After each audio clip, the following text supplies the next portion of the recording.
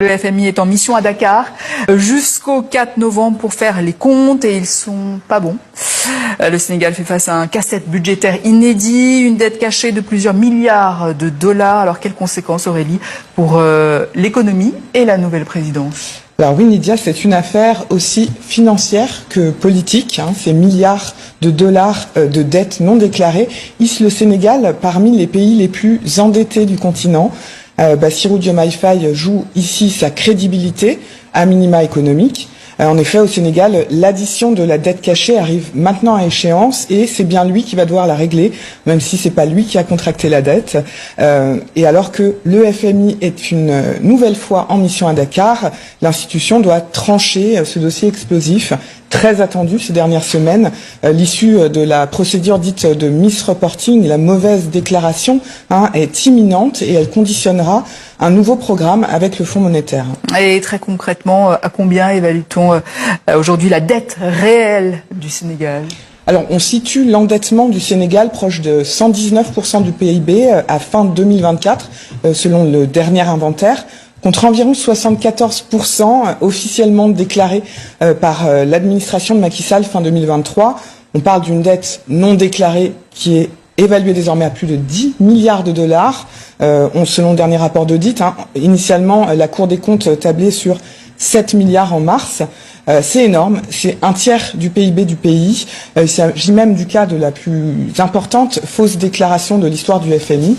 Donc en conséquence, entre 119% du PIB et 74%, il y a un gap, un différentiel qui bloque des financements aujourd'hui et renchérit le coût du crédit.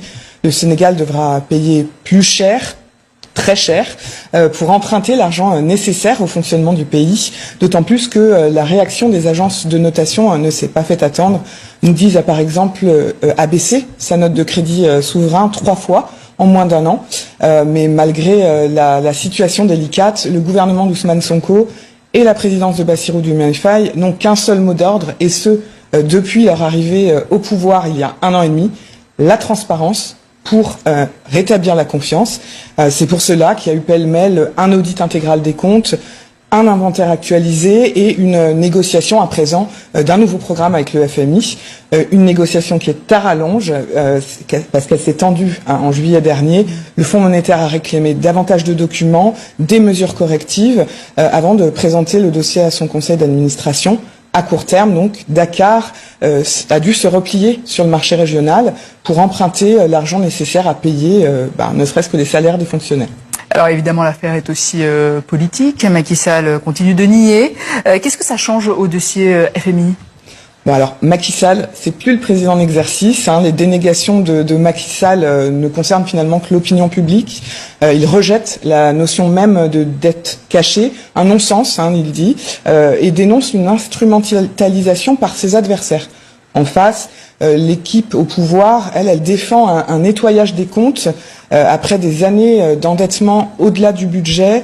Mais pour le FMI, lui, c'est des données vérifiables. Au sein de l'institution, on attend des chiffres consolidés, des remèdes, un cap budgétaire pour débloquer un nouveau programme.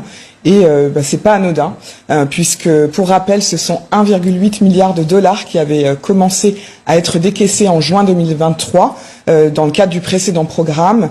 Il a été suspendu tout net dès la révélation de la dette cachée. Donc concrètement, si on regarde les conséquences économiques pour le Sénégal, les effets, ils se ressentent déjà au niveau des grands projets structurants du pays. Par exemple, pour le BTP, rien n'a démarré depuis 18 mois, car les caisses de l'État sont vides. On estime même à près de 20 000 salariés qui ont perdu leur emploi. Plusieurs entreprises évoquent l'arrêt total de chantier, à prévoir aussi bien sûr des arbitrages budgétaires plus durs pour le pays, avec une limitation de taxes, une limitation de dépenses, compression de ces dépenses. On va réviser des taxes, on l'a déjà vu pour le numérique. Donc pour le FMI à Dakar, l'enjeu est vraiment double. Il faut clore proprement ce dossier des fausses déclarations. Et puis il faut sécuriser un nouveau programme compatible avec la reprise attendue des recettes hydrocarbures.